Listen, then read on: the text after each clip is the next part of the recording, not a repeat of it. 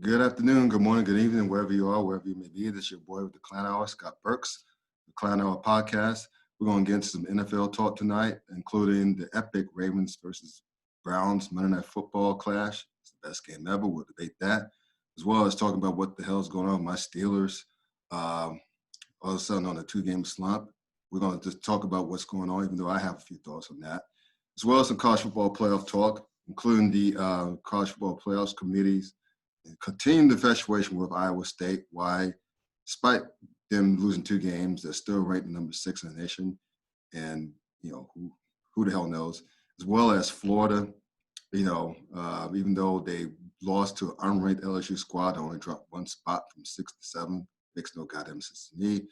As well as, which leads to the question, are we better off with the BCS instead of the college football playoff? Also against the NBA, including the Greek Freaks, big extension with the Milwaukee Bucks. Why that's great for the league, as well as James Harden's diva act in Houston. Why James Harden won't win anything that's worth a damn unless he changes his attitude. And last but not least, we're going to talk about the Major League Baseball finally, and I mean finally, recognizing the Negro Leagues as the major leagues as well. So we're going to get into all that. Hope you all have fun. We'll get going in a minute. Good evening, good afternoon, good morning, wherever you are, wherever you may be. This is the Klown Hour, your host, Scott Burks, and my partner, Crown Dwayne Nash. To my right, I guess that is to my right. But anyway, please check him out on the Yard HBCU Sports. It raps about all things HBCU Sports, as well as Sleazy Radio every Tuesday night on Facebook Live. There it is. There's the merch for that. Also, you can check him out on herosports.com. Where he raps about all things FCS sports, especially as it pertains to HBCUs. You can, as far as me, you can check my blog out, The Klown Times. That's Klown spelled with K at www.theklowntimes.net. I'm on Facebook as well. Just search me there. And last but not least, get the merch. Get the merch. The merch at www.cafepress.com. The actual link is in the description. Search for the Klown Time Sports. You'll find me there as well. So we got a lot to get into tonight. So we're going to start out with some NFL. First of all, let's talk about the Ravens and Browns. How epic, unexpectedly epic, that game turned out to be 47-42, man.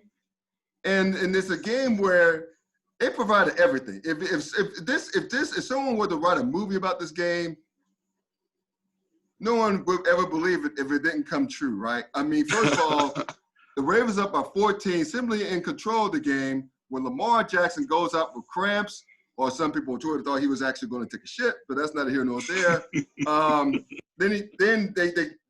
When he's out, while he's out, the Browns rally to take a 1-point lead. He comes back for a 4th and 5 from, I think, with a 40-yard line, and then he scrambles out of the pocket when the Browns, for some reason, blitzed him and didn't contain him.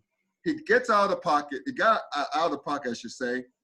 He could easily run for the first down, but he chose to dump it over the middle to a wide-open Hollywood Brown. He takes it to the house, and then they get the 2-point conversion. They're up 42-35. Back comes Baker Mayfield, ties the game at 42 apiece. We think we're going to overtime. I forgot about this dude named Justin Tucker that's on the Ravens roster who could kick a 70-yard field goal if he wanted to. They come back down the field, kick a 55-yarder with 2 seconds left, ball game. Crazy. As a result, the Ravens' postseason hopes are not only still alive, they're almost in the driver's seat, because if you look at the remainder of their schedule, that was a hard game. Yeah. That was a hard game. They played Jacksonville they host Jacksonville this week. I forget who they're playing after that, but they have Cincinnati the last week of the season. So they're chilling. They could easily go. I think they may have the Giants, I think, after Jacksonville. I forget, but regardless, the point is that they could easily go 3-0, and they're expected to go 3-0 in those 3 games, and so that would bring them to 11-5. Not bad from where they were at before, right? When they were outside the playoffs, picture at 6-5, I think they were. So I mean, you got to give some props to Lamar Jackson, but give me your thoughts on that epic game. Oh, that game was fantastic. You know what? Going to the game, I wasn't expecting to be that much of a duel, but I should have expected it, right? And I say that because the matchup is eerily familiar to the one that they had a couple of weeks ago against the Tennessee Titans.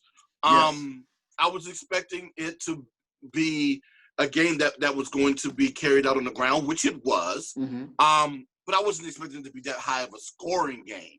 I did expect it to be very competitive between the two, being that the Browns are coming in at 9-3, looking to control the rest of their situation heading into the playoffs.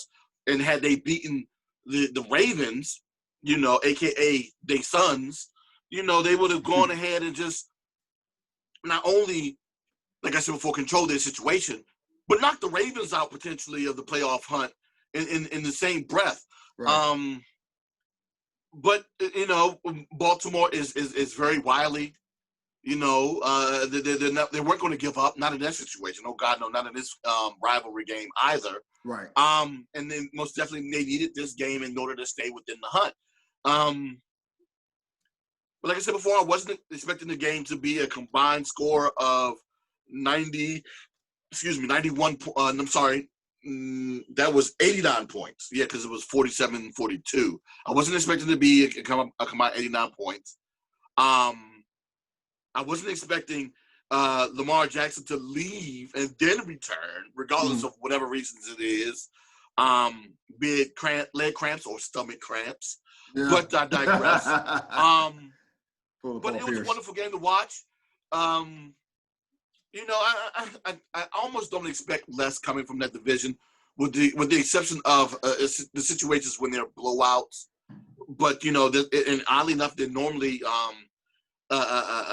involve teams from Ohio. But the Browns are playing better football this year, and I'm just glad that they made the game extremely competitive. And hey, shout out to ESPN and Monday Night Football for being able to carry that game, because you know they've had a lot of stinkers for the past couple of years. They're going to have another stinker this coming Monday.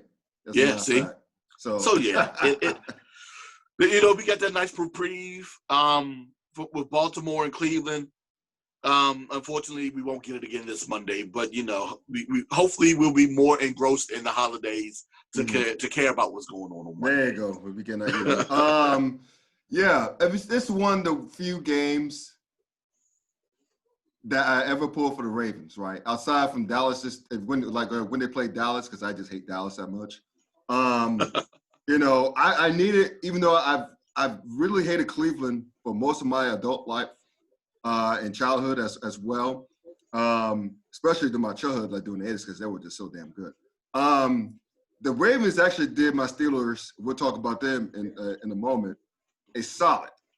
Because with the win, if the Browns would have pulled out the other night, they would have been sitting 10-3, a game behind the Steelers, right? Yeah.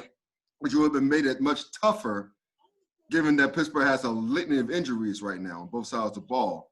But with the loss, not only are the Browns still 2 games out, all we have to do is beat Cincinnati this coming Monday night without Joe Burrow, without Joe Mixon, albeit on the road, but still, I mean, hell, whenever we play there with crowds, it's mostly still a crowd anyway in Cincinnati.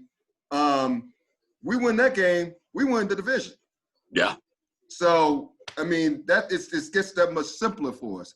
But anyway, I guess it's an interesting segue. Might as well talk about it. But, well, first of all, one more thing. It's amazing, again, still, that we're talking about the Browns in playoff positioning right now. Yeah. It still amazes me. Again, I know the talent is hell on paper. Crazy talented, but again, that's what coaching would do. You get a coach who knows what the hell he's doing. Everybody's taking off. Cleveland now has an identity. They run the football and they run it well. Okay? Which scares the fuck out of me. Come week 17, we have to go to Cleveland. Now, if we go to Cleveland with the division on the line, I'll be very nervous.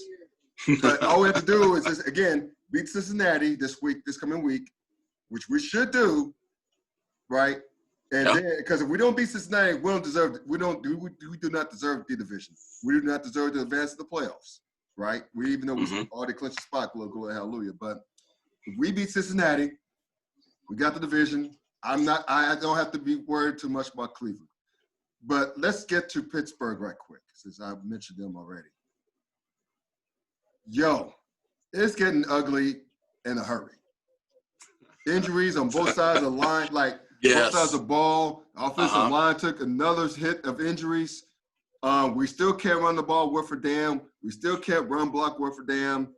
Big Ben had to shoulder the load, even though he's the reason why we won the first 11 games, him and the defense. Yeah. But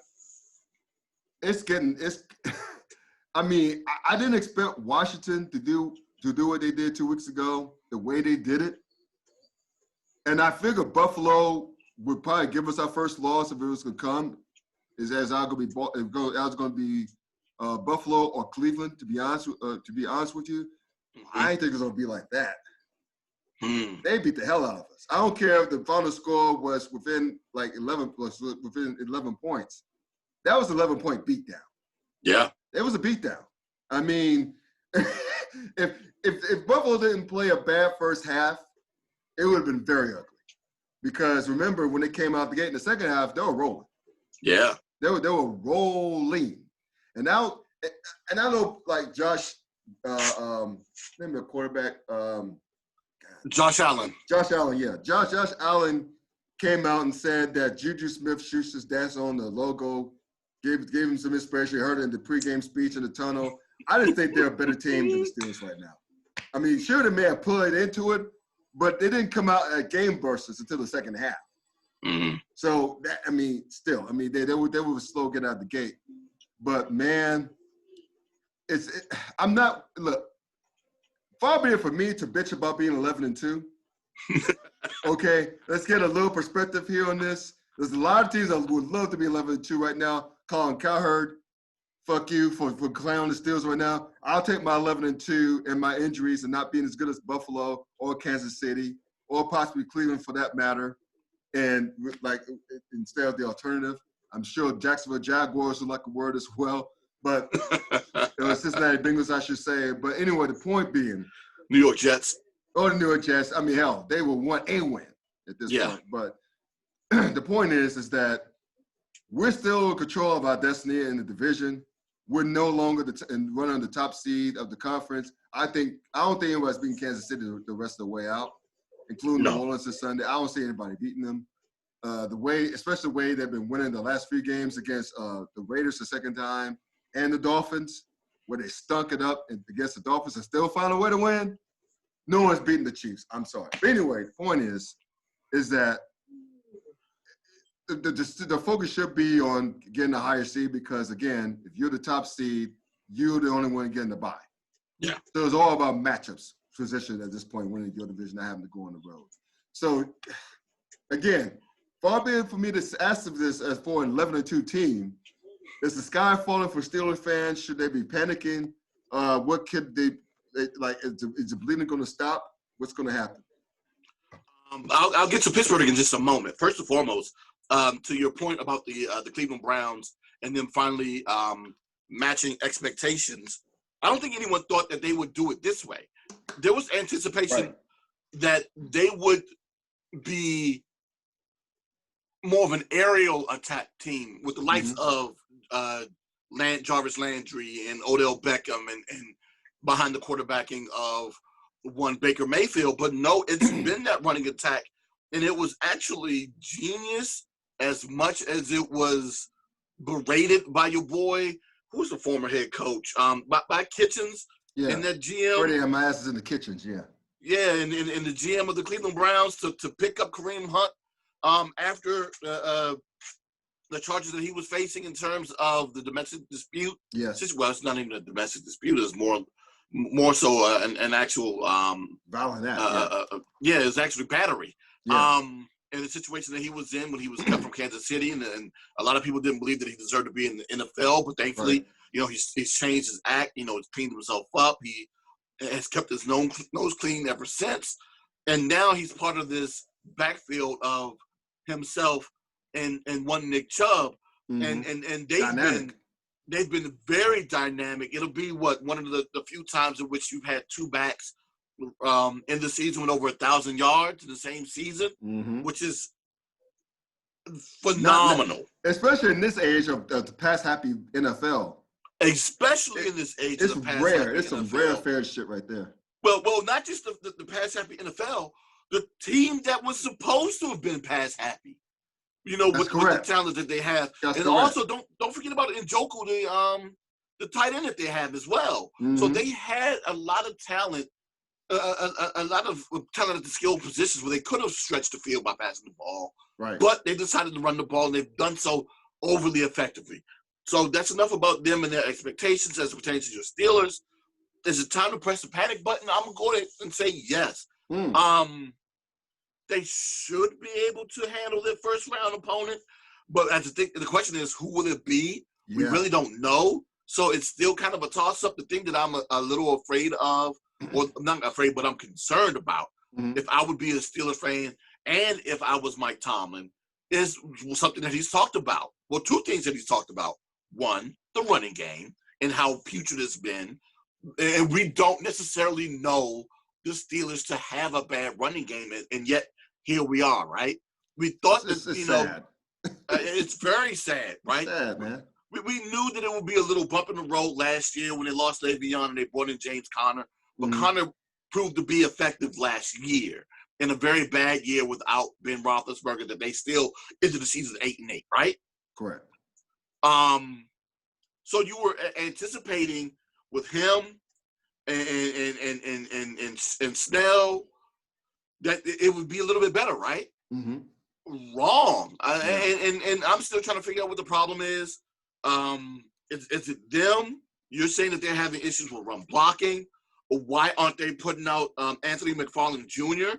Is he not good enough in practice to warrant being played in a situation to give him another change and give someone else an opportunity? I really don't know. But whatever it is, they need to go ahead and address it and handle it soon, because once the playoffs come around, and if the second problem that I'm going to bring up continues to be an issue and they can't run the ball, they might be a one and done. Yeah. And that second issue being their inability to hold on to the ball. We talked about it during the Washington drops. Game. Yes. We talked about the drops during the Washington game. There were issues the week before. There were issues this week against the Bills as well. Especially Deontay Johnson. Yeah. Especially Deontay Johnson. And the thing is, it's not going to get warmer. Right. I don't care where they play the playoffs in the AFC. It's not going to get warmer. Correct. Unless somehow, some way, well, no, because that's not going to happen. It's going to take a lot of magic for that to happen. And I doubt very seriously that somehow, some way, the Miami Dolphins host a playoff game. But I digress. Right? So wherever they play, it's going to be cold. They're going to have to deal with the elements. If the cold weather is an issue for them dropping balls, they're going to have to go ahead and get ready to suck that up. If them not focusing on catching passes is an issue, they're going to have to turn it around too. Because they really don't have no other options. They can't go to anybody else on their roster to bring in to catch these balls. No. But they're going to have to address it, and they're going to have to address it well, because this defense, as good as it is not going to be able to keep them in games if they can't move the ball. Right. And the one thing the defense is not going to want to have to deal with is a short field, and I completely understand that. I really do. But like you said, they should go ahead and beat they should beat Jacksonville this week. Cincinnati. They got Cincinnati. They should beat Cincinnati. They should beat Jacksonville. They should get those 2 wins. Those 2 wins to get them to 13 wins for the total. We already beat Jacksonville, but we played we played the Colts at home. We played the Colts at home. Exactly. We played the Colts at home, which is why the Cincinnati game is huge. The Cincinnati game is going to be very huge, and that's right, because it's Cincinnati, Indianapolis, and Cleveland. The Browns, right? Yeah. Okay. Yeah. So that Colts game is starting to look tougher now because of the fact that now Phillip Rivers had a good passing game last week. And, guess who decided to show up this year? T.Y. Hilton. He didn't have a lot of yardage, but he had 2 receiving touchdowns last week. Yeah. So if that's something that they can continue to build on as well, as well as the fact that they run the ball pretty good, and that defense is that defense. Let's just say that the Steelers need to go ahead and get right this week, because if they don't get right this week, the next 2 weeks they won't have an opportunity to find a way to get right. Correct. They'll be thrown into a situation where they have to win. Right. So if I'm a Steelers fan, I'm hoping that they use this situation this week as a way to get right and not just to necessarily beat up on a bad team. Mm-hmm. But to your point with the Browns, they do face the Giants. I don't know if that win is going to be an easy win. It's still that Giants defense has been playing lights out over the past couple of weeks ever since their resurgence. Wayne Gallman and oh my God, back from the dead, Alfred Morris, they've been running that ball extremely well too. And the quarterback play, the thing is, if memory serves me correctly, I think Daniel Jones is out this coming Sunday. Okay. Because he re-injured his ankle. Okay. I'm sorry. He hurt his hamstring. At first it was his hamstring. Okay. No, this time it's his ankle. Oh, his ankle. He injured his ankle during the game Sunday in a situation where he probably didn't need to be out there. Mm. So he goes out there, he hurts his ankle. He's out this week. And the thing is, in order for them to continue to make a push, they're going to need him for the rest of the season.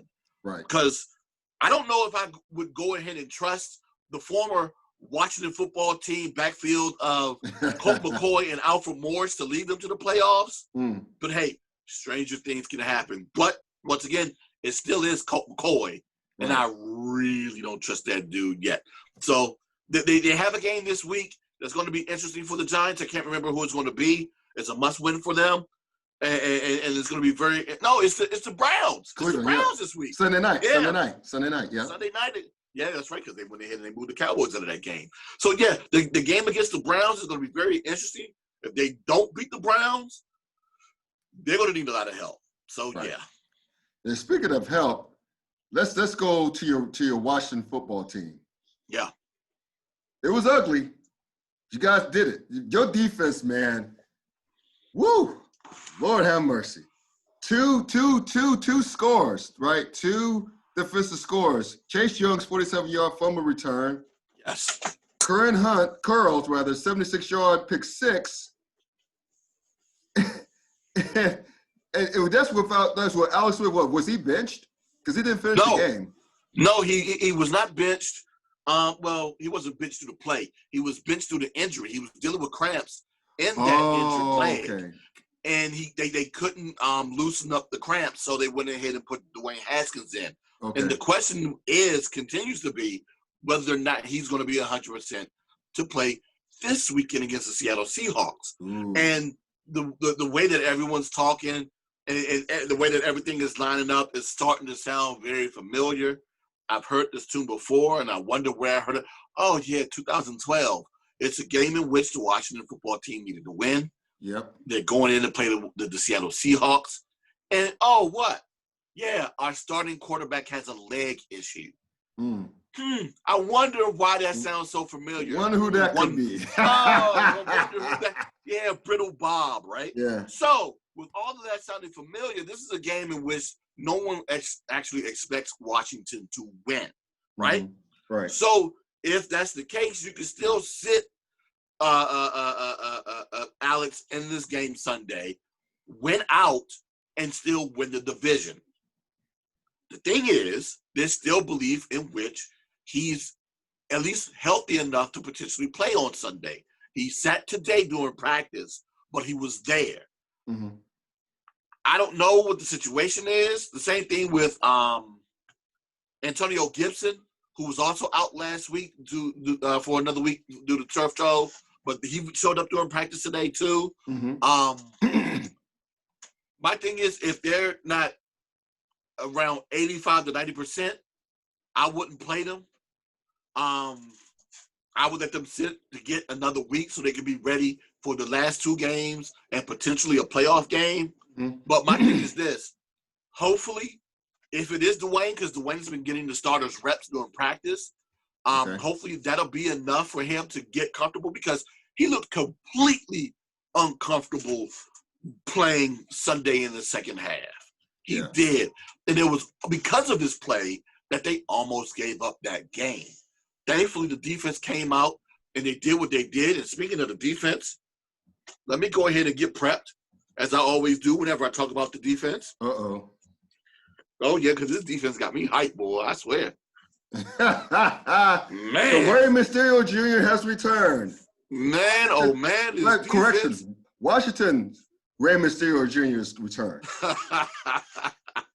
It's R-A-Y. R-A-Y. Oh, wow. From the hood. But, oh, my God, this defense, they looked so phenomenal last week against the San Francisco 49ers. And the fact that they did it against former Washington assistant Kyle Shanahan, former Washington offensive tackle Trent Williams, former Washington offensive tight end Jordan Reed. That's just a lot of former Washington guys out there. Everyone kept talking about this being a revenge game for Alex Smith. No. Not just Alex. There are a lot of former Washington guys on that 49er team who've been released over the past couple of seasons who are looking to get back at this team. Yeah. Especially Trent Williams and his exodus from this past year and him sitting out. But, oh, my God, that was the one thing that everyone kept talking about leading up to this game here in D.C.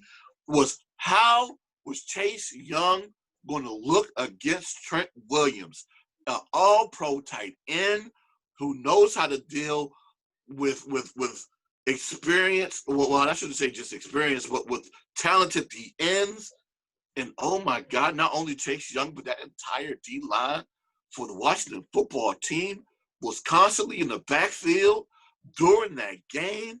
The plays that they were capable of making and forcing it was so delicious to watch.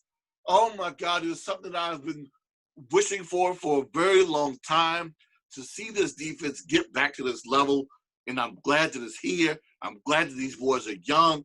Hopefully they stay around for a very long time, and I get to see this for the next couple of years and enjoy it the way that I am right now, because that was the best to watch that happen last week.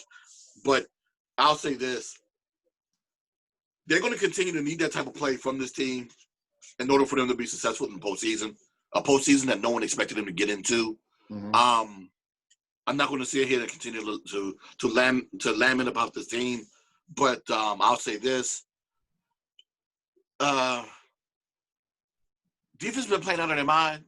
Like I said before, I really do hope that they take the health and well-being of Alex Smith into consideration before they make the decision on Sunday, because they're saying that it's going to be a game day decision on whether or not he plays. And like I said before, it's not needed, but the Seahawks are beatable, and they're beatable because of that pass defense that they have. The thing that concerns me, though, is that in order to beat them, it's going to have to be a shootout, potentially, because we know that Seattle can pass the ball and pass the ball well, but we have seen the Seahawks recently struggle against a good defense, and that's exactly what Washington has.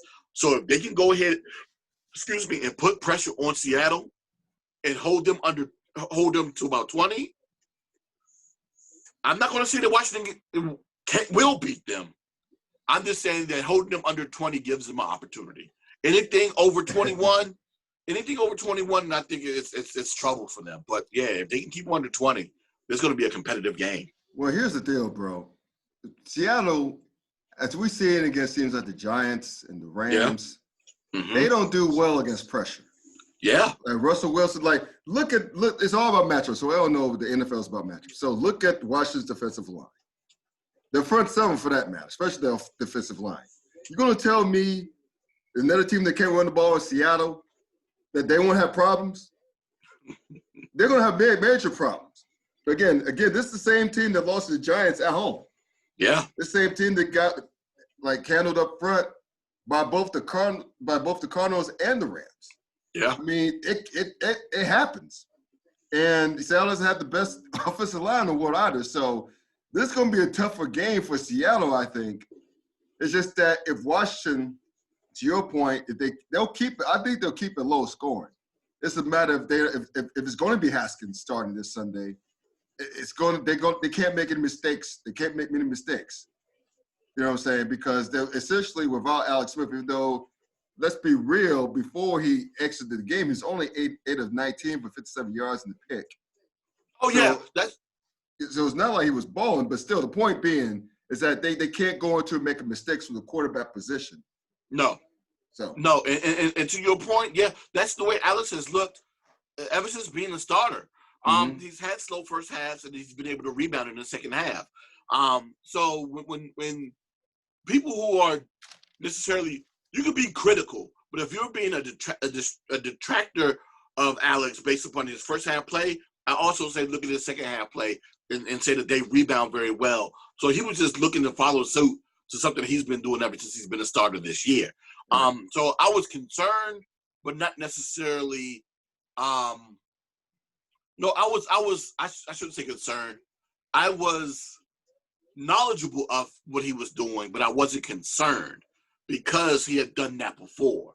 The thing was he going to be able to crank it back up and play better in the second half? But unfortunately, we never got an opportunity. Now, the thing that I'm concerned about, that those teams that you named, the Giants, the Rams, did that Washington needs to do is to run the ball well, and they did not look good running the ball with the likes of Peyton Barber and McKissick. They need Antonio Gibson back in there to be that threat, unless they can somehow get better play from them this week. But, they just did not look good against the Niners. And they can't play that way against the Seahawks and expect to get a win from them either. Right. So it's going to be interesting. So if Washington, I'm going off of memory, the last 3 games this week, including Seattle at home, they host the Panthers. And they go to Philly. Depending how Philly continues to look with Jalen Hurts, and props to him, by the way, picking up his first win in his career as a starter. Props to the brother. It may be a little bit tough because I think y'all could beat Carolina. So so this Seattle game is going to be huge. If y'all could find a way to beat Seattle at home, and coupled with the Carolina win, that would put you guys at 8 wins. Yeah. If you could believe that. Y'all started the season at 1-5. And yet here you are on the verge of going 7-7. Yeah. That's amazing. That's testament to the coaching of Ron Rivera. And actually him figuring a way to get Danny Boy Snyder out of the way of the team. But still, that's amazing. So props to you also. The division's right in your grasp. You're in the driver's seat. Y'all in the driver's seat, believe it or not. Yeah, there's no way in the world you would convince me otherwise in the beginning of the season, even before the season started. Not even at the 1-5 point, at the 0-0 point. If you'd have told me that, hey, in December, in the middle of December, that the football team would be in first place, I'm like, yeah, whatever, dude. Well, what happened? Did everybody else just get shot and killed? What type of weed are you smoking? What type of sativa are you smoking? Yeah.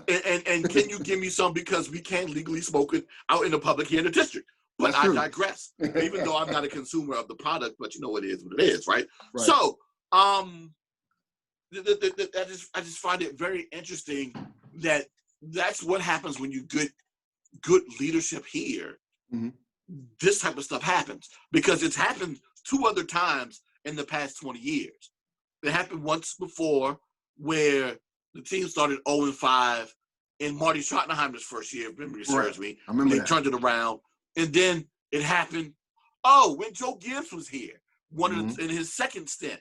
So, when you, once again, 2 great coaches, you have competent adults in this organization, things like this happen. Yeah. So my hope is that Danny continues to stay out of the way and allows him to do his thing. The only thing that I'm concerned about, and I know I don't want to get too much into it now because it really doesn't have any relevance to what we're talking about right now, is the hiring of a new GM. There has been discussion about that in the public, but I'm needing Danny to, oddly enough, I'm needing Danny to potentially get in the way of this because I don't know if I necessarily want the head coach to choose the GM.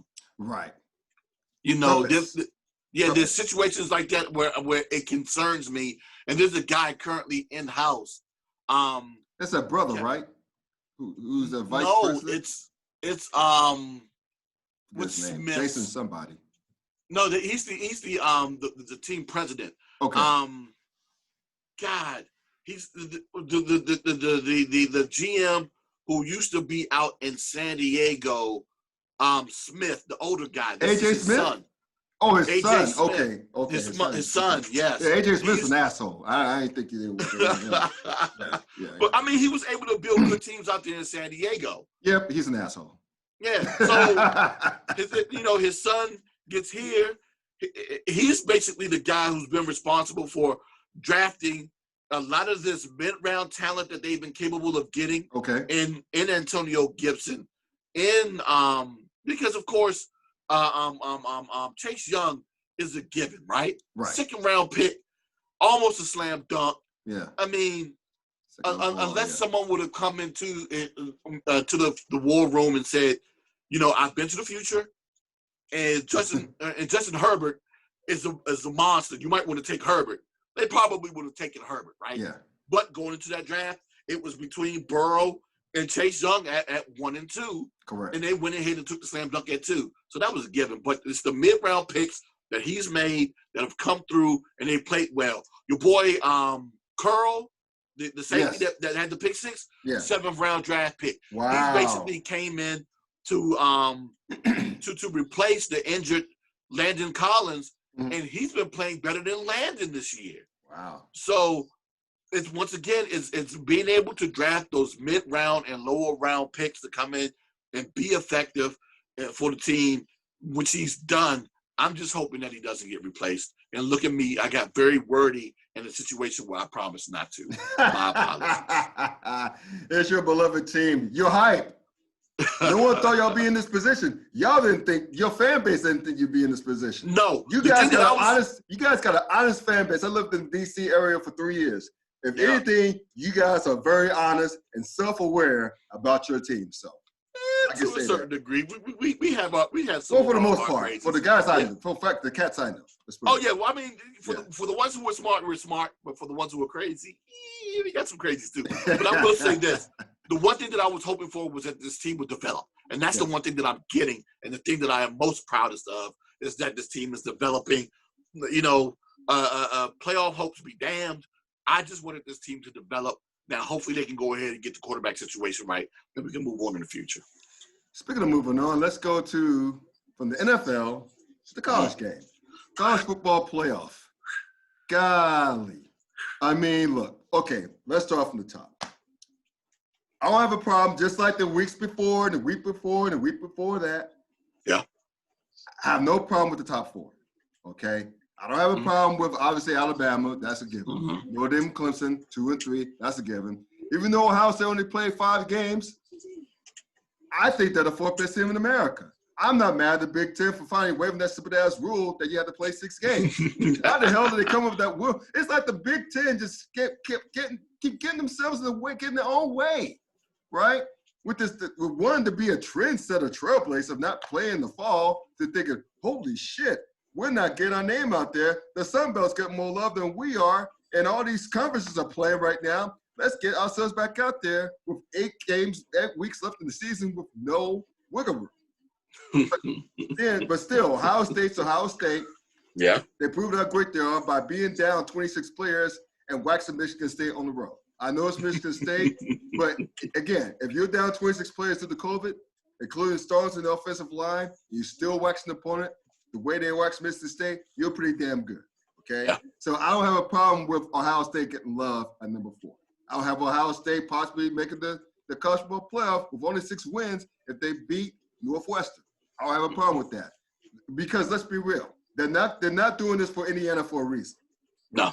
Okay? Indiana had a damn good season, but they're not Ohio State. They're not as good as Ohio State. They had a chance to prove in the field. They didn't prove it. But anyway, I'm going off on Ohio State, but I just want to say I don't have a problem with what they're doing with Ohio State. I don't have a problem with Ohio State being where they're at. What I do have a problem with, why the hell is Iowa State still getting love? They went up a spot. Okay, this is, again, the same Cyclones team, and who lost big at home by 17 points to Louisiana Sunbelt squad, who, by the way, is ranked number 19th because they lost, the only loss coming to an undefeated Coastal Carolina, who's ranked number 12. Yeah. Now, why Iowa State is ranked ahead of Coastal Carolina, who again beat the team, who beat Iowa State by 17 points? Why? Or I should ask the question, how? How, Sway? How? I mean, look, I remember like I did a short video right quick on my feelings when like the last week, and a couple of commenters were saying, well, first of all, thanks for commenting, watch the video. But a couple of commenters said that, yeah, well, Iowa State was down some personnel because I don't remember the COVID. I forget off the top of my head, but they'll make excuses for them. Early in the season, blah, blah, blah. They got their points off special teams and defense. No, special teams, because they had a kick return and a punt return. Yeah. I don't care how you get them. It's still a facet of the game. It's still, thank you. I don't care how you get them. Last I checked, special teams is one of the three phases of a football game. Offense, defense, special fucking teams. Yeah. So that's how Louisiana got it done. They got it done on the road. 17-point win. They're stuck at number 19 for some reason, even though they lost to undefeated Coastal Carolina, who's ranked number 12. But somehow, Louisiana's at 19. The team that beat by 17 points with 2 losses is ranked 6th. Yeah. Could you explain that shit to me? Because I don't know what the hell the community is doing right there. I can very much so explain it to you. I talked about it yesterday on Stacey Sports. Mm-hmm. Now, like I kind of knew this a few years ago, but it really hit me now, right? Mm-hmm. This is all about one thing. This is economics. It's all about money, right? And it's all about who the committee believes would be a biggest revenue draw for the playoffs based upon how well these teams play. Now, of course, they're not going to just toss a 2-win team into the playoff situation. Have we ever had a 2-loss team in the playoffs? I didn't think so, right?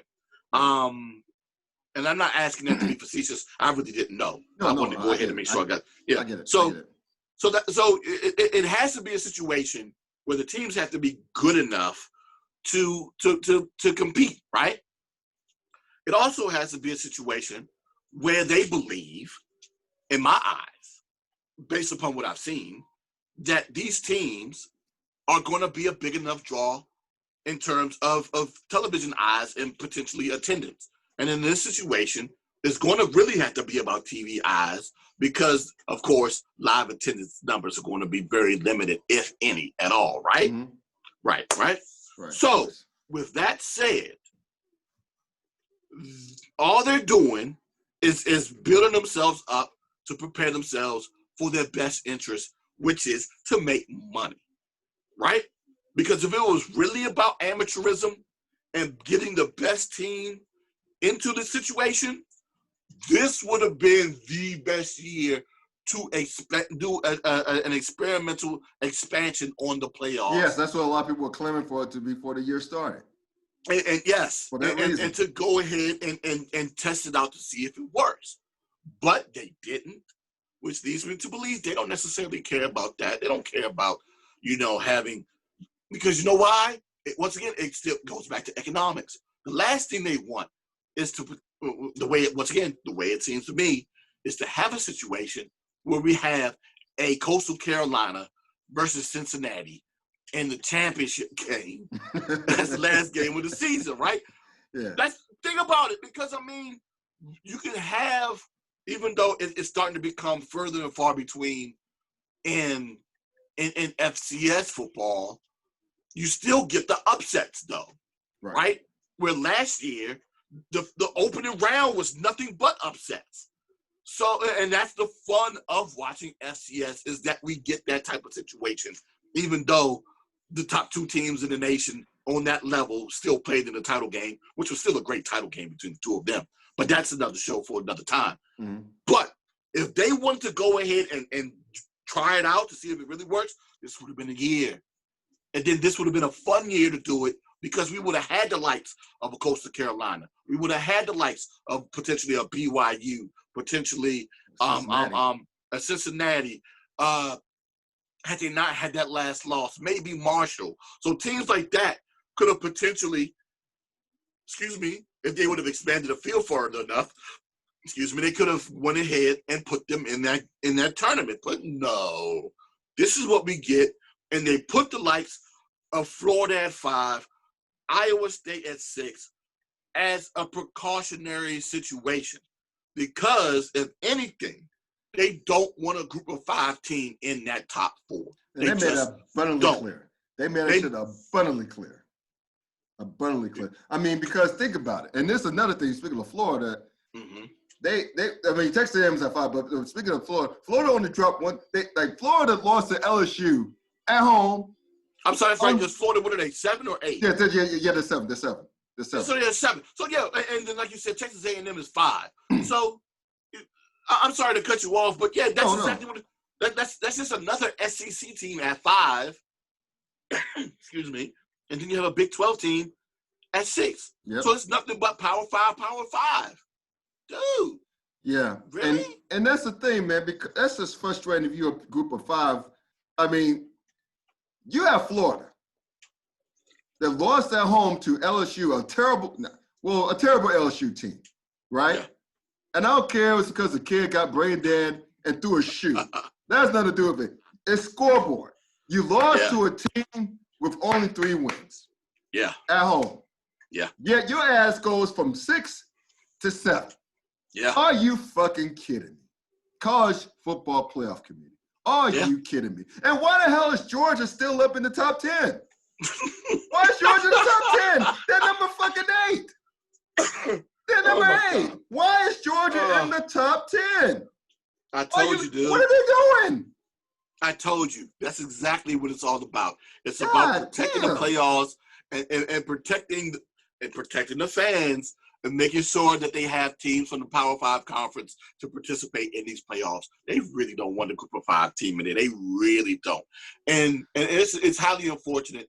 And it's gotten to the point now where the AAC commissioner has spoken up. Oh, yeah, recently. I heard what he said. I heard exactly what he said. Yeah. And you know what? In essence, it helps. But that's still not the answer.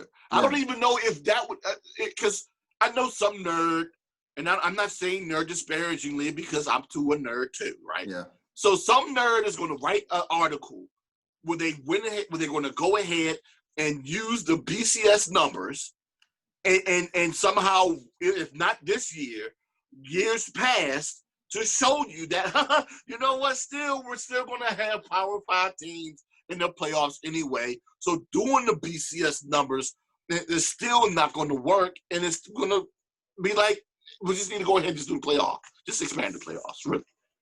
Well, here's the thing. You mentioned BCS. Yeah. I'm like asking the question, is this even better than BCS? I mean, remember, if y'all don't know if you remember, I was a fan of the BCS. Mm-hmm. Okay? You had the computer decided they took away human object subjectivity. They took away the human element. Yes. So what it did was it included the rankings, right, for the AP and the coaches poll. It counted strength of schedule. It counted strength of victory. It counted margin of victory. So all that's in the pot. Yeah. Right? The gumbo pot, if you will. That was the BCS formula. Yeah. And so someone on Twitter had a list of the top 10, what would the top 10 look like in the BCS versus what's in the college football playoff? Mm-hmm. Well, top 20. Let me just give you the spoiler alert. Okay. Georgia and Florida ain't in the top 10. Well, yeah. Iowa State, I think, is maybe 9 or 10. Okay. Cincinnati is maybe a couple spots higher. Mm-hmm. That's pretty much the long and short of it. Okay. So again, is this any? I mean, really, I've campaigned. Other people have campaigned during the BCS era to have a +1. Mm-hmm. This is essentially what the college football playoff is. Yeah. Right. Two semifinal games. That's what a +1 would have been. Mm-hmm. You know, if you didn't have a clear cut 1 and 2, Have a +1. Have the second or third best team go at it, or third or fourth best team go at it. Throw it all together. If say, like, for example, you had years where like the national champion and like the third ranked team from a Power 5 or whatever both had one loss. Mm-hmm. That would have been the +1 where both of those teams were going at it the week after and settle it on the field. That's what people were campaigning for years in the BCS era.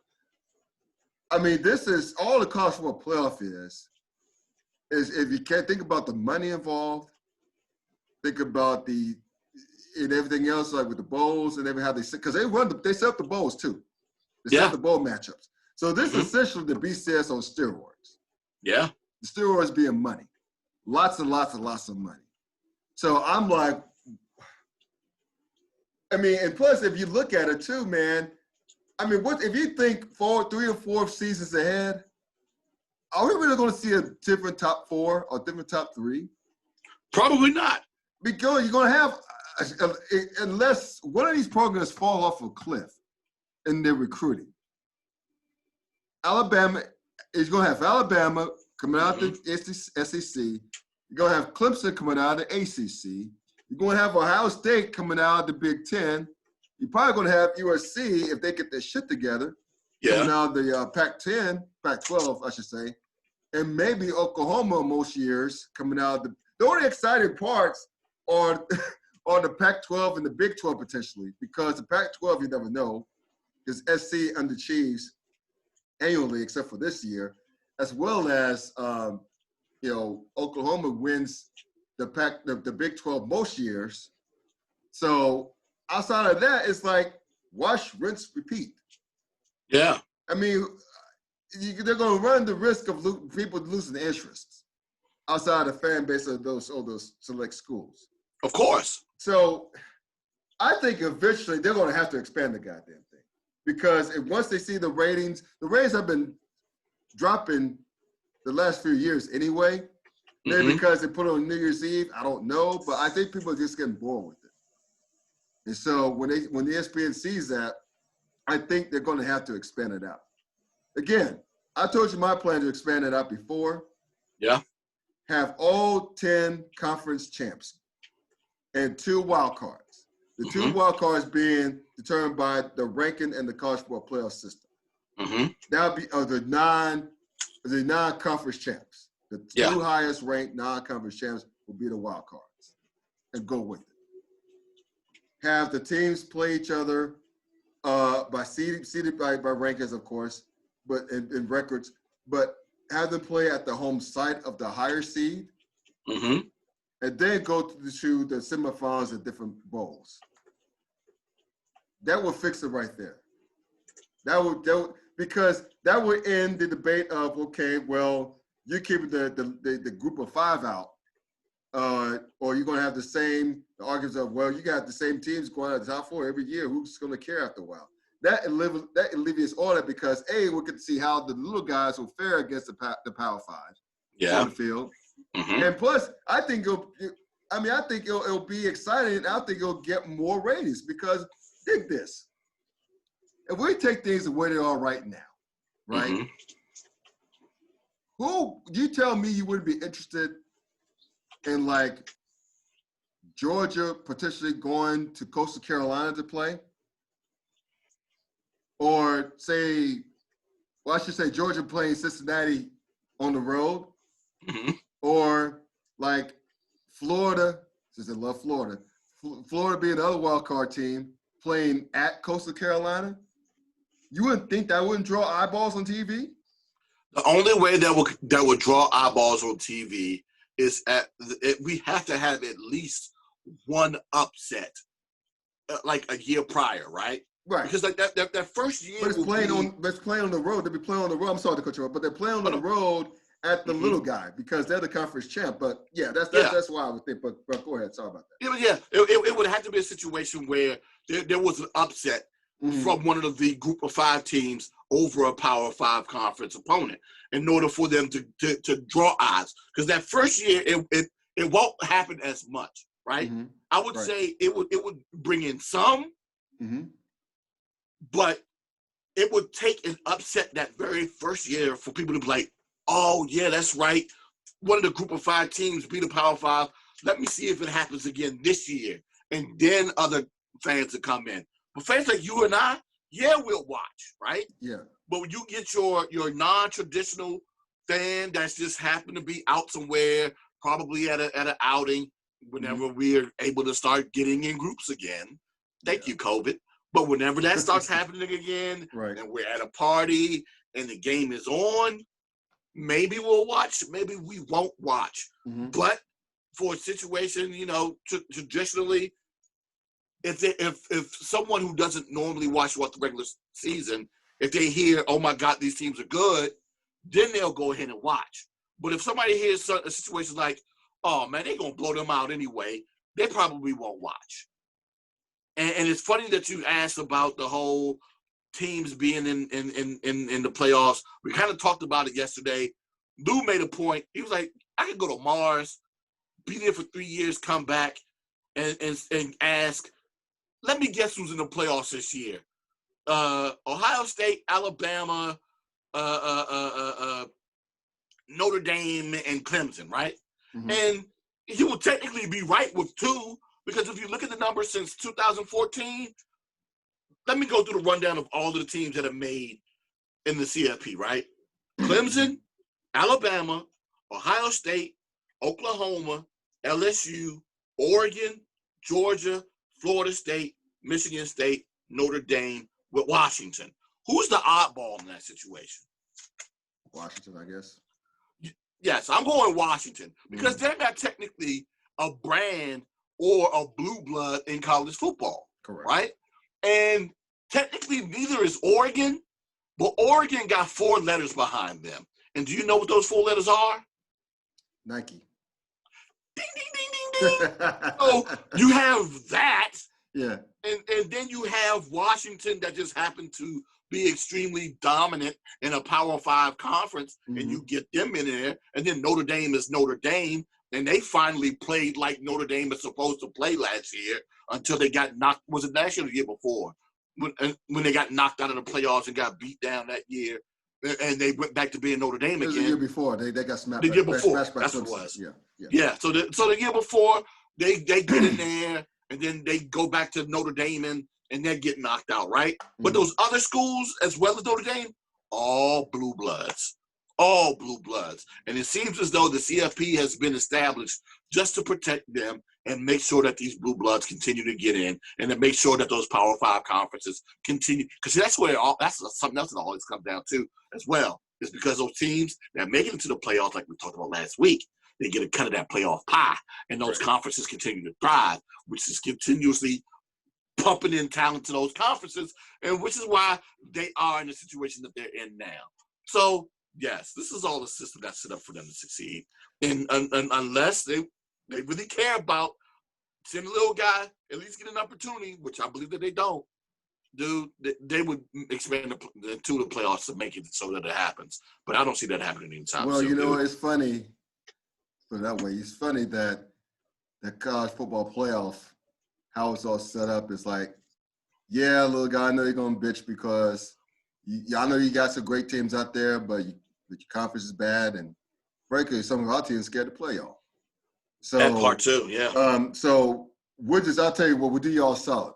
If you finish in the top 12 of the college football playoff standings, or if you're the highest college football, if you're the highest ranked in the college football playoff, you get a New Year's Six bowl. We'll do that. That sounds so condescending if you explain it like that. If I hear myself explain it like that. But that's what it is. That's exactly what it is. It's like you can't play in the playoffs, but we'll let you play on New Year's. Hey, you know what? You normally don't get a chance to play in January. Yeah. You always get a chance to play in mid-December. Right. But January? Yeah. Oh my God, January? On a network? Like, I want to do it. Oh my God. Yeah. On broadcast television? Yeah. We're not going to be on ESPN late night on a Tuesday? Oh my God.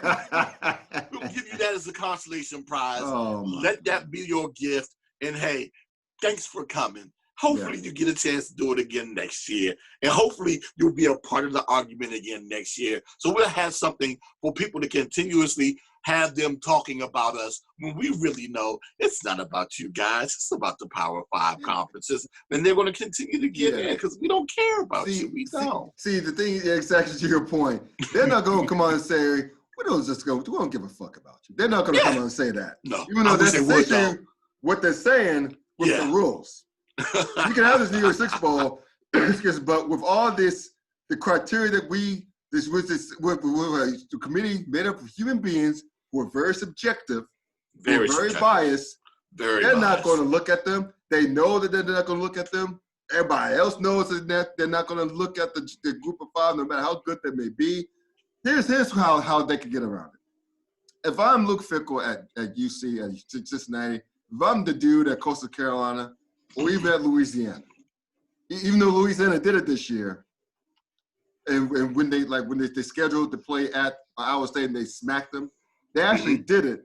They unfortunately lost to Coastal Carolina, who happens to be really good and undefeated, but unfortunately Coastal Carolina's our conference game with Power 5 was Kansas. So, but that kind of eliminated, that kind of canceled each other out. But they should, and credit for Luke Fickell for doing this. He does schedule Ohio State every now and then, but it's at the Horseshoe. But that's what they're going to have to do. They have to schedule these games. They can't be home and home. No. UCF has learned that the hard way when they try to schedule Florida. It cannot be home and home. You got to go to their place. If you want to make a statement, if you want to get the attention of voters, these AP voters, and the committee later in the season, you just got to go big or go home. It is what it is. It is what it is. You can't schedule Austin Peay. No. You gotta schedule the big guy. It doesn't even have to be the big guys. It could be like if I'm Coastal. Why not schedule a game with Clemson in Death Valley? It's local. Yeah. Ish. It's both South Carolina. Why not go to North? Why don't you play at Chapel Hill? Why not play in Raleigh against NC State? Two very good teams that had good teams this year. Yeah. Carolina was just damn good. So why not? Why not? Or even why not go to Virginia Tech? I would say Georgia Tech, but Georgia Tech still trying to find their way. But why not go to Virginia Tech, or why not go to Virginia? If you want to keep it local, why not? If you got to do what you got to do it. Again, you got to go big or go home. Luke Fickell's been scheduled Ohio State, but if I were him, I branch it out. Schedule a game in the Big House against Michigan. If you can't play, and yes, you can't schedule Ohio State in the Horseshoe. I'm thinking, go to Wisconsin. Schedule a game against Wisconsin. Schedule a game against Penn State. Right? It's Midwest-ish in middle central Pennsylvania. Yeah.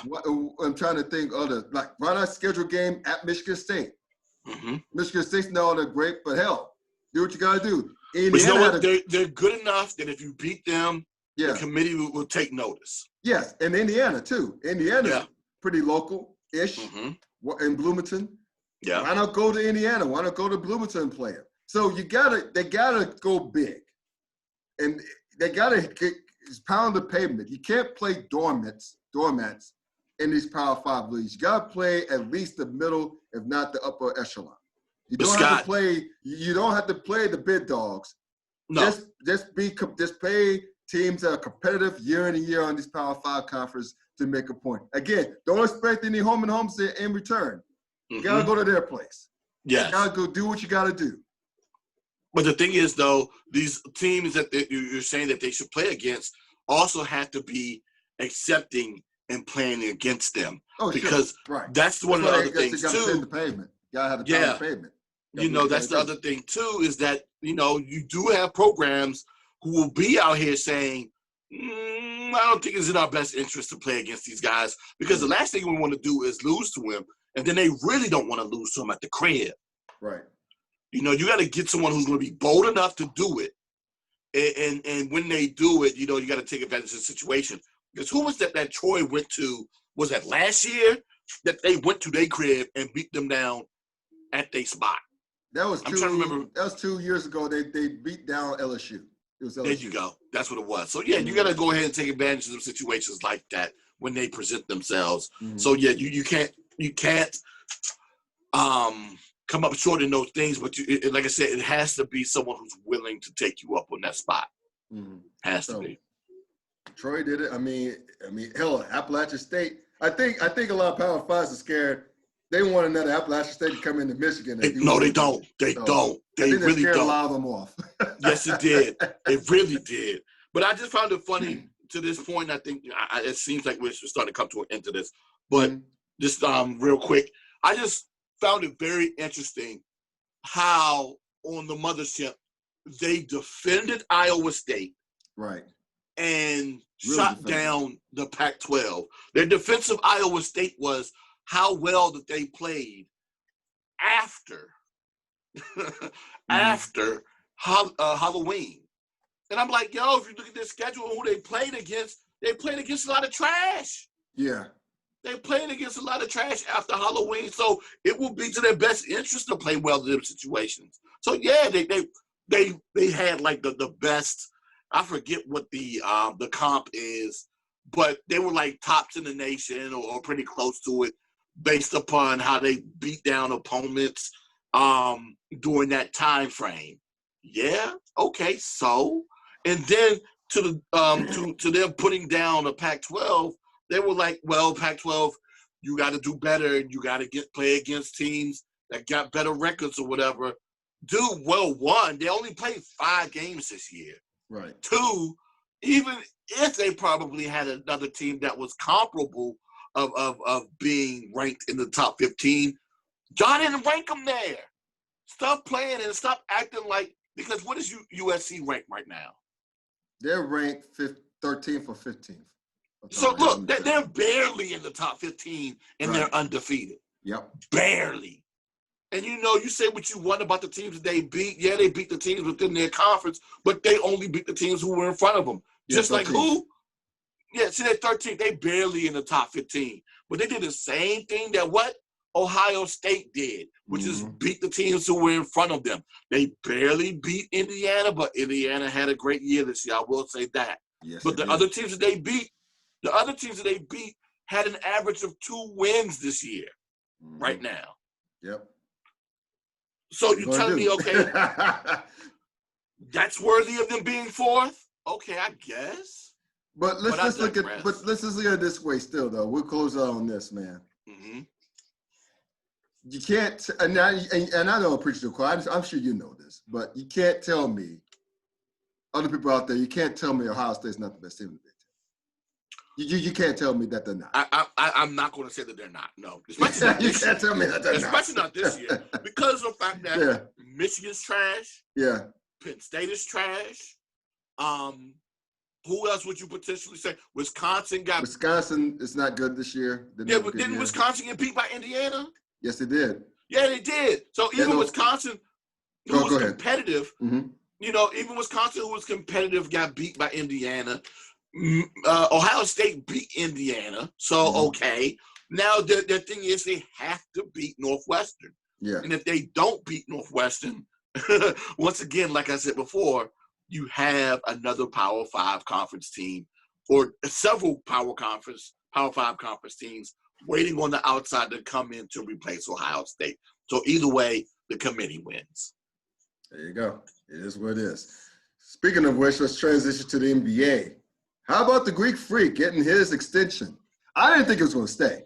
I was hoping he would stay. Dude stayed. It took $225 million as a thank you gift. Yeah. So, and he earned it. He earned it. I think he's getting better. He's entering his prime. Giannis is. And they've got a better team built around him. So I'll give Milwaukee props for doing that. They're doing something what Cleveland failed to do with LeBron the first time around. But I think this is a win for the NBA. The last thing I wanted to see was Golden State all over again, right? Because remember when Golden State landed KD, they became unbeatable.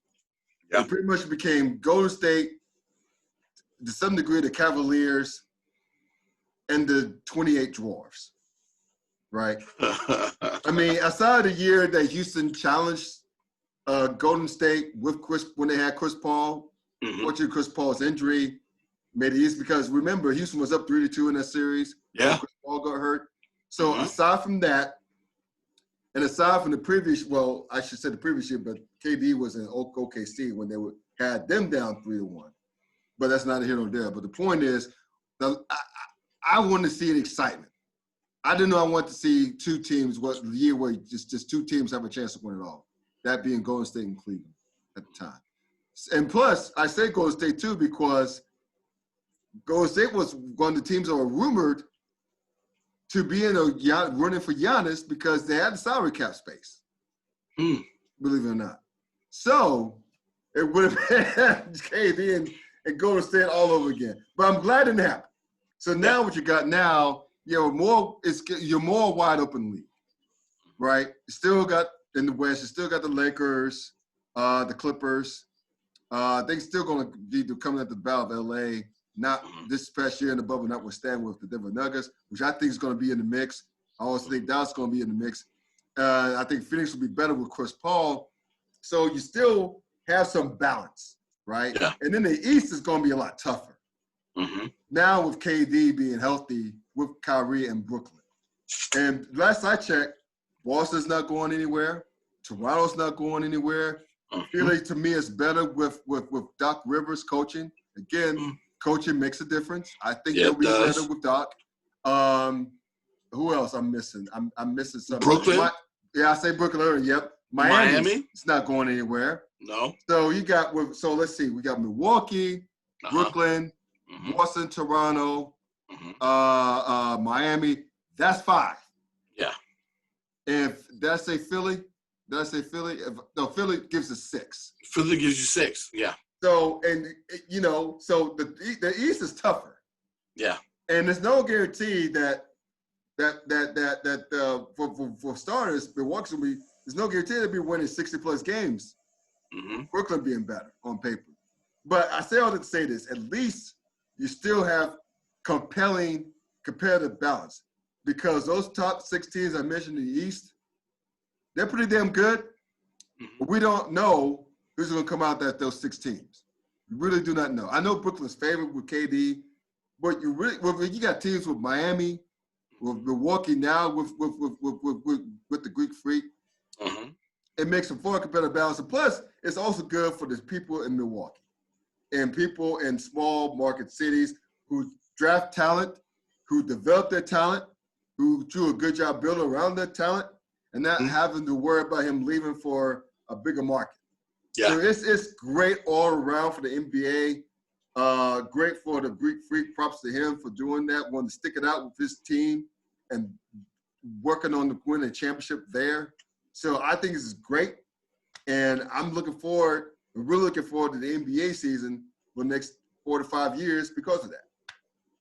Well, I'll get to that part in just a moment. But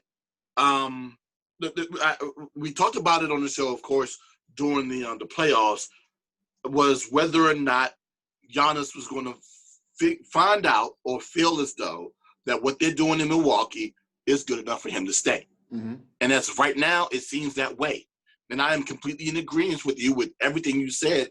And if you hadn't said it, I was going to say it. Because, yes, this is great for the NBA because it works out for small markets. Yes, we're not watching a situation where we have like 20 to 26 farm teams and all they're doing is developing talent for these players to create super teams at these other 10 teams. Right. So we don't have that as much anymore because another thing that's starting to happen is these young guys are starting to develop, which is creating better teams elsewhere. There was a time in which, thanks to expansion, we didn't have great players in a lot of spots. Now we have great players in in smaller market teams. It's just whether or not they want to stay there and be competitive at these teams or not. So thank God that's starting to happen. Right. But to your point on whether on him staying for the next 4 or 5 years, that's still a toss-up, bruh. Because if you look at case in point, one, James Harden. Matter of fact, James Harden ain't the only one that's done this. This has been happening ever since the collective bargaining agreement has allowed it to happen. The players have power. They have and good for them. Yes, which is good, but it's bad for the small market teams. Because if it turns out to be a situation where in Milwaukee, what he thought would be good does not pan out before his extension is done, he can stomp his feet and he can pout and say, hey, I want out of Milwaukee, trade me to such and such, and he's out the door. Yeah. The hope is that doesn't become the case. Right. Because as we already know, a lot of these guys before either wanted to go to big market cities or play in states that got low tax. Right. And of course, unfortunately, it's not everywhere, but congratulations to Milwaukee. Congratulations to small market. This is a big win for both. Exactly. Well said. And speaking of James Harden, you see that piece on ESPN? I did not. What happened? You should read it. It basically talks about, with all this trade speculation with James Harden, him not reporting, him being overweight. You see how overweight he is, right? I have not seen him, but I've heard rumors. He's overweight. I heard the Iron Sheik was even talking about him. He's overweight. He looks like he's wearing mediums. But anyway, basically, you should go to it. Yeah, it's on ESPN.com right now on the NBA. And basically, it's like the first. I'm gonna read you the first paragraph. The Houston Rockets coach in the James Harden era, which bridges 2 owners and now 4 head coaches, might be summed up by a former staffer's 3 words: whatever James wants. Wow. You should read it. You should really read it. You should really read it. He talks about how like teams staying over, he would like the team stay overnight in a certain spots like Miami, LA, Party Cities. He loves strip clubs. You know he loves the strip clubs. That's well documented. Yeah. So it's crazy. I mean, the way he ran off Dwight Howard, he ran off Chris Paul, he ran off his boy Russell Westbrook. Remember running out because of how he conducts himself on the court. Wow. To me, there's a reason why, as talented as James Harden is, and he's a nice guy. I actually spoke, in passing. I saw him in San Juan, Puerto Rico, 7 years ago, going on 8 years ago. Okay. And I was taking my son's trash. My son was 3-year-old Tyler at the time. I was taking his trash to the trash can. As I was walking to the trash can at the other end of the beach, I saw a guy with a big-ass beard and 3 or 4 bros walking with him.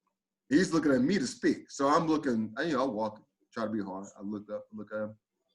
I try not to squint my eyes, but I'm like, looks familiar. And I'm like, that's James Harden. So all in the span of 3 quick seconds, I was able to ascertain that was James Harden. Yeah. And so he looked at me to speak. He did like that. I said, I did like that at him. And then we kept the moving. He seems like a very nice guy. People who talk to him, who hang around him say he's a very nice guy. So he's not a bad dude. Yeah. It's just that I don't think he has winning intangibles as far as title. So I think this is what it is. Again, you said it. He's not the only cat who's done this. No. LeBron's known to do this. Michael Jordan's known to do this. I mean, in football, Center Sharp will always say, as far as a holiday schedule, they may take a vote. I do that, of course, because it came down to what number 7 wanted, that being John Elway. It came down to what he wanted. Then what everyone else voted. Either number 7 wants it a certain way or not.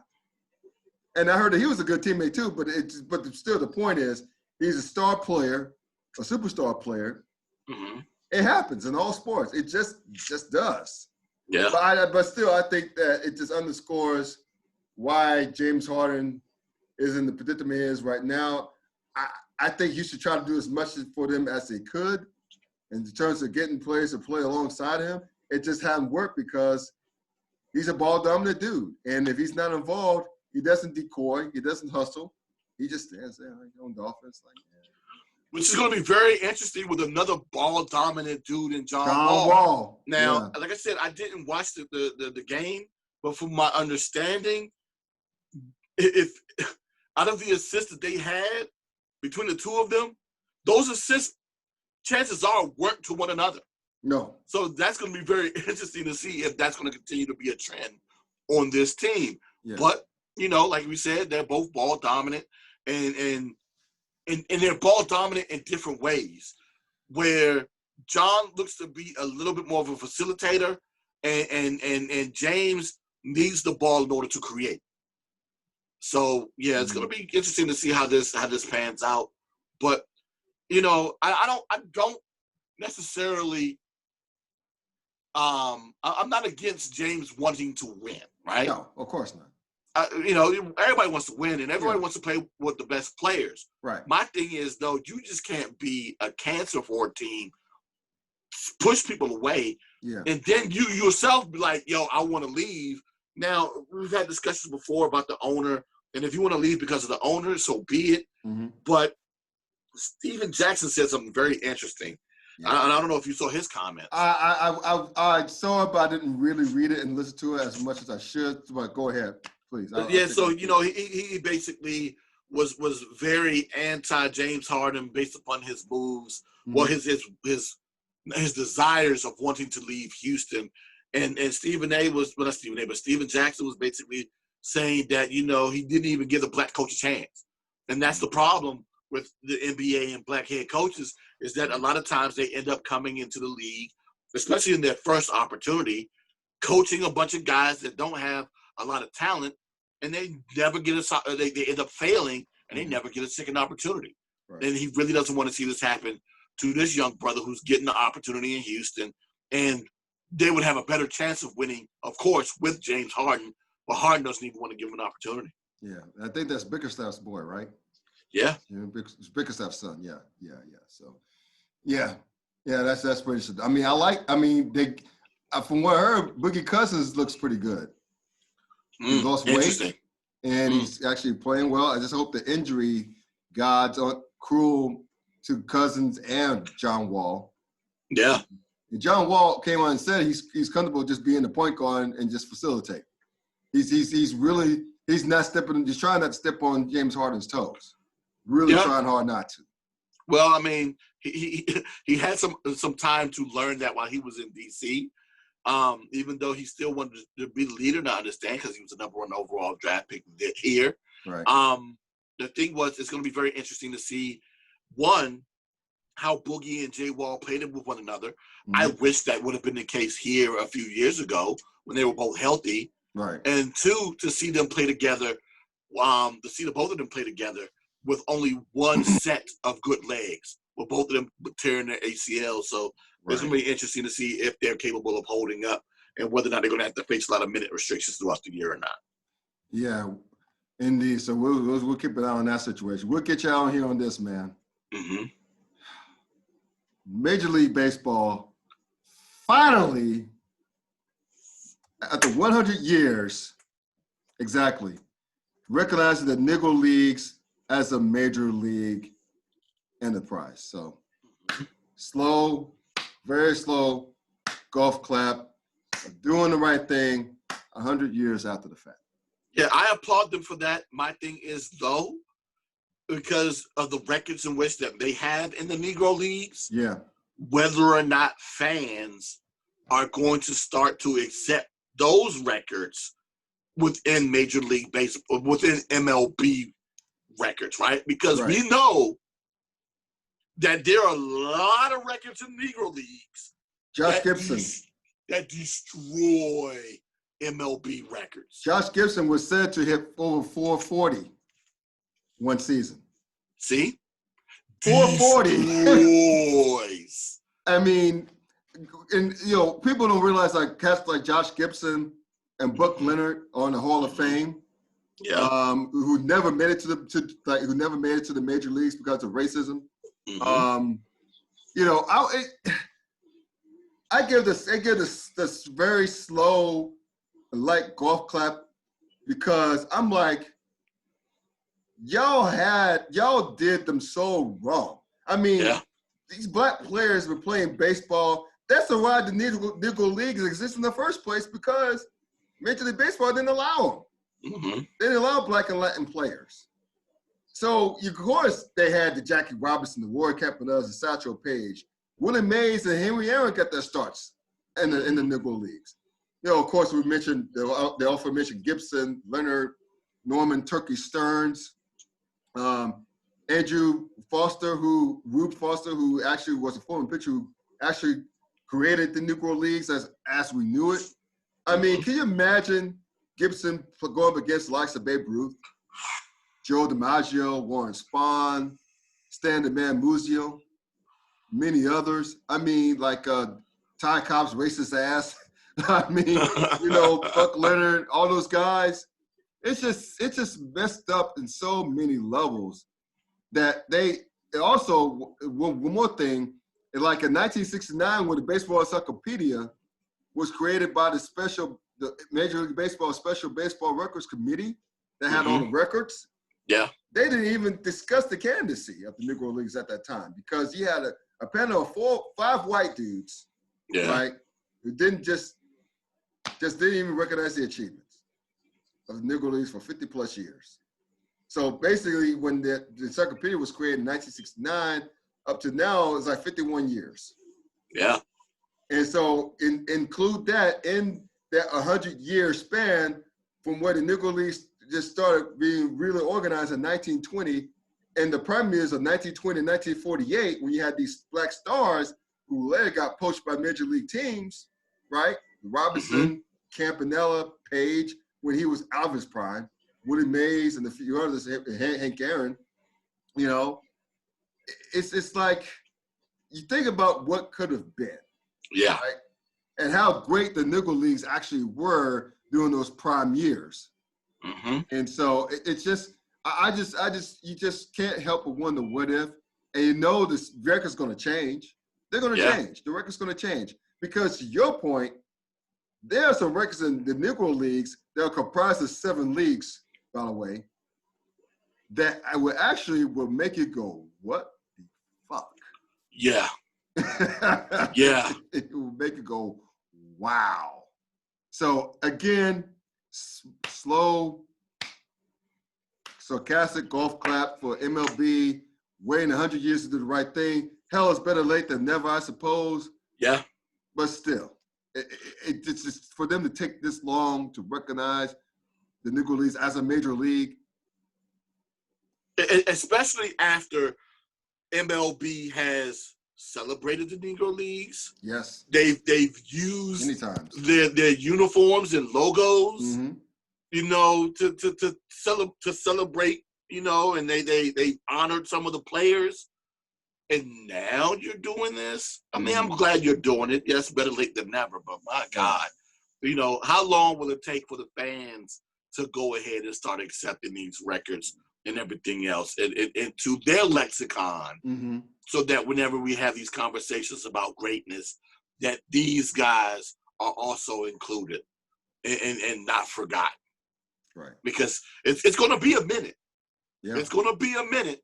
But you got these old school bigots out there who's going to hold on to those records. Well, you have the bigots that are going to hold on to it, and then you have those that just don't know. So it's going to take a while for them to know. More don't know. Yeah, more don't know. Yeah. Yes. So when they start to learn and they start to get comfortable about interweaving that info with this info, then you know we'll start to see it. But it's going to take a while. I'm happy that it's starting to happen. I'm just upset that it took this long. Exactly. So again, better late than never, but whatever. One thing I just for sure, and we'll close this on this. I don't know if you've been out there, but once COVID ends, one of the first places domestically I want to see is the Negro Leagues Hall of Fame in New Zealand. City. I haven't been to any of the Sporting League Hall of Fame. I would love to go see that. I would love to see that. I would love to take my son to see that, to show him, teach him that history. Yeah. And my wife, she's Afrocentric, so I know she would like to go, even though she's not a sports fan. But it'd be cool to see all of that especially now with Major League Baseball finally recognizing them as a major league.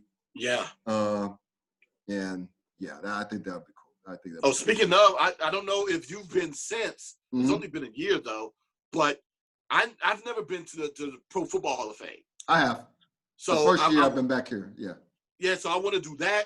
Yeah. Especially now that the Black College Football Hall of Fame has moved their stuff there to Canton as well. That's cool. I didn't know that. That's cool. Yeah, because it was in Atlanta, and I'm mad I never took advantage of taking the opportunity to go while it was there because I was right there and just didn't go. Mm-hmm. But now that it's in Canton, it gives me an extra reason to want to go to Canton and check that out as well. That's cool. I gotta get back up there again to see that, just to see that. It's a cool place to go anyway, but just to see that too, my gosh, that'd be great. But anyway, that's a wrap. Thank y'all for tuning into the podcast.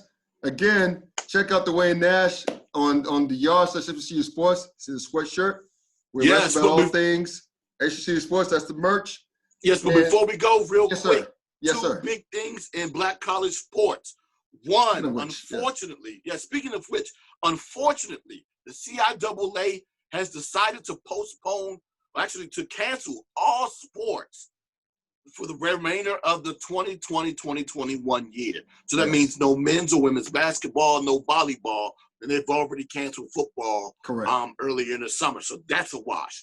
And then, of course, today was National Signing Day, where everyone has started to make their announcements on the early signings. I know where you're going. Now, it's already been buzzing about a lot of the guys that have decided to transfer over to Jackson State to play under one Deion Sanders. Mm-hmm. But now it is official.